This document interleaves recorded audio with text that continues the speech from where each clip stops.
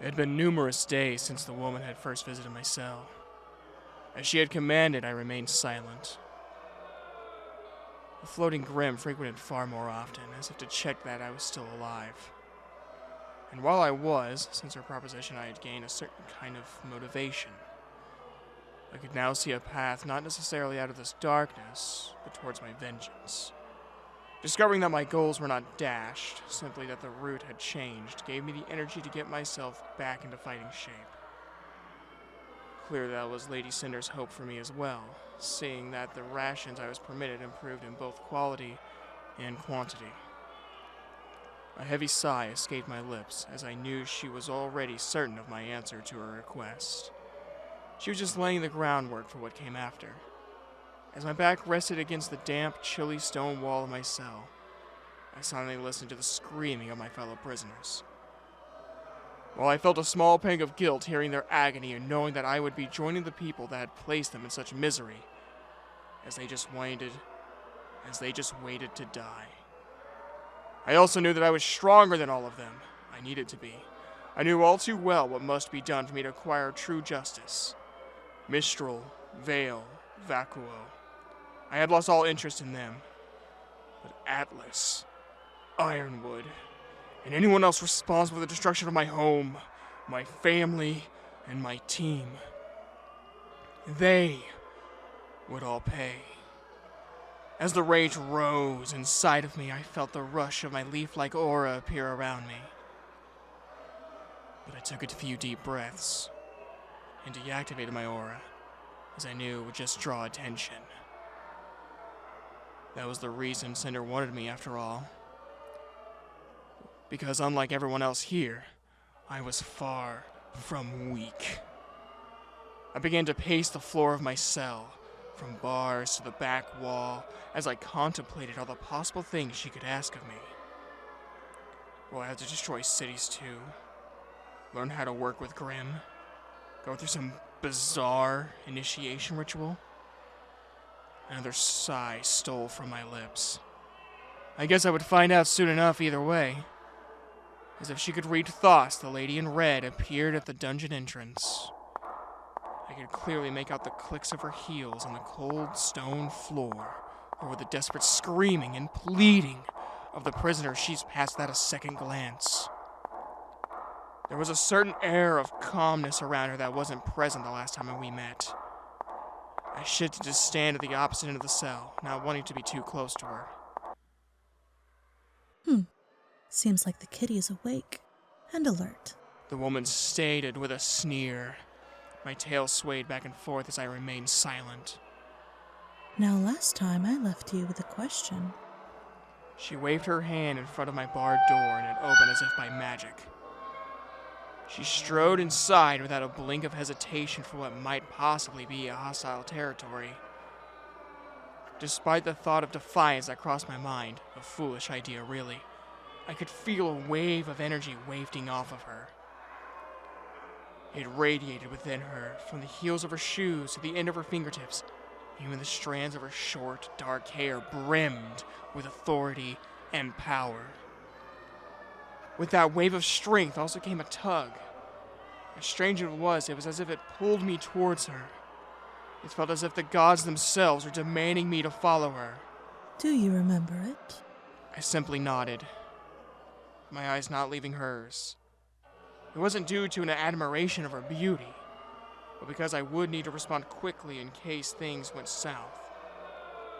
I understood that I would die either way, but I'll be damned if I let anything get in the way of taking out Ironwood. I, the Prince of Teodol, would not die in this pit without a fight or achieving my goal. I don't know why I felt so passionately about this now, seeing as a few days ago I was begging for death. I knew now, though, that even if this path leads me to my own disaster, this moment here would not be my last one. The woman who stood before me, though, she gave me a light of hope. That hope, that chance to reciprocate what had been done to me, that was the one thing I needed to go on. What is your answer, cat? I accept your terms. I said, slowly kneeling before her. I, Rowan Rainier, Prince of Teodol, swear my loyalty to you. I glanced up at her. The energy she radiated now was overwhelming pleasure mixed with pure cruelty. A wicked smile spread across her face. She was clearly enjoying humbling a prince. That, my little kitty cat, is exactly what I was waiting to hear. Now, She gripped my jaw harshly. just be a good investment, or I will make sure that you are nothing but a pile of ash. Her tightened grip on my face limited my movements. I would have nodded, but I just stared at her as my breath quickened in my chest. A little smirk crossed her expression as she let go and instead placed her hand on top of my head. No one but our queen knows this, but I've always wanted a pet. The house I was raised in never permitted animals, so you'll now fill that role. You will strike down my enemies, give your life for mine. Using my name, you will fill the people of Remnant's hearts with fear and helplessness. You exist solely to serve me. Do you understand? Yes, Your Grace, I said as I remained kneeling. She gestures with her hand for me to rise, and while I was clearly taller than her, even with her heels, there was no doubt in this power dynamic. Do you miss your sword? She asked as she strode out of the cell, and out of nowhere, two shadowy guards took her place. Were these grim too? She turned back to face me as she tapped the edge of my sword against her fingertips. It seems to be a fine blade. Well crafted. Her words seemed almost taunting. An expression of irritation crossed my face. My sword, Jaded Thorn, I had made it when I was young, as is my family's custom. Oh, how cute. The color matches your eyes as well. How annoyingly fitting. I stood there without a word, unsure of how I should react. I had received my second chance at life, albeit at the hands of a devil, but a second chance nonetheless. There was no need for me to shamelessly throw it away for the sake of my family's pride. I know you missed it. Don't presume you can hide things from me. It's all written in your eyes. She said pointedly without breaking her stare. Yes, ma'am. It was true what they say. A warrior is only as good as his weapon, and I am no different. I built, repaired, and cleaned that sword since I was 12. I don't feel myself without it. The woman watched me for a moment and then turned to leave as the guards unhooked my chains. Good. You have something to strive for.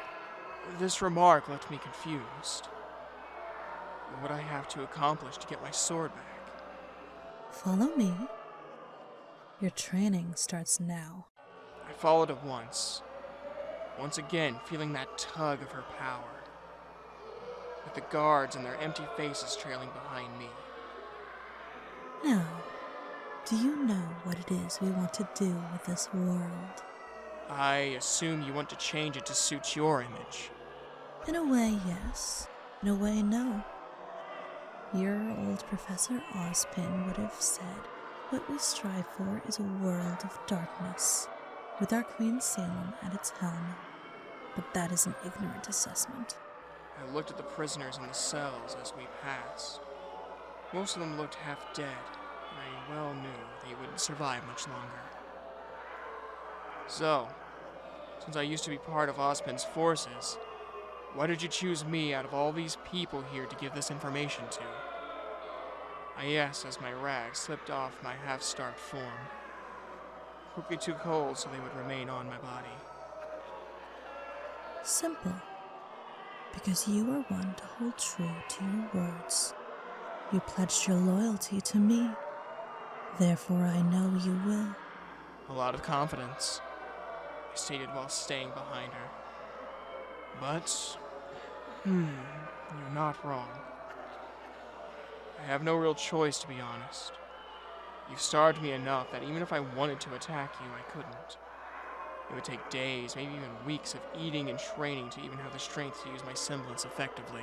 And the moment you reappeared from whatever realm you teleport through, you'd be dead. The words came out of her mouth colder than ice. I watched as she moved ahead of me, and I knew she had nothing to fear. Not because she thinks I am weak, but because she has planned out everything that will happen if I don't comply. I'm not shocked by her confirmation of it, but it always hits different when spoken aloud. Well, good to know that my partner is... My face burned without warning, as I am dumbfounded to realize that she slapped me. Partner? I am your owner, and you are my pet. Remember your place. I let out a breath to quench my rage. Yes, Your Grace. I responded, a hand on my cheek. If this path wasn't the only one I had with so much on the line, I would have easily disposed of her 2 grim guards and gone one-on-one with Cinder. Yet, something inside me once again made me almost yield, even in my thoughts. Was I truly that fearful? We walked for a long time through the hallway after hallway, turning left, left, and then another right until we finally arrived at a metal door. She opened it, and inside was a small room. A bed, a desk, a small toilet, and even a shower off in the far corner with a curtain for privacy. There was also a closet, I noticed after a moment. It was practically a mansion compared to my previous home in the dungeons. This is your new room. You'll stay here until I let you out. You will eat when I deem it necessary for you to eat. You will not use your semblance until I say so. Do you accept these terms? That feeling once again tugged within me. What was this? Yes, ma'am, I agree. Good. Now get in there and rest up. Dinner will arrive soon enough, and I want my pet to be ready to kill for me when I command it. I did what I was told and sat on the edge of the bed and watching the door closed. My last image of her as she turned around and walking away, leaving me in my new cage. I was the devil's pet now. My stomach churned at the thought. This was my new reality, and I needed to learn to live with it.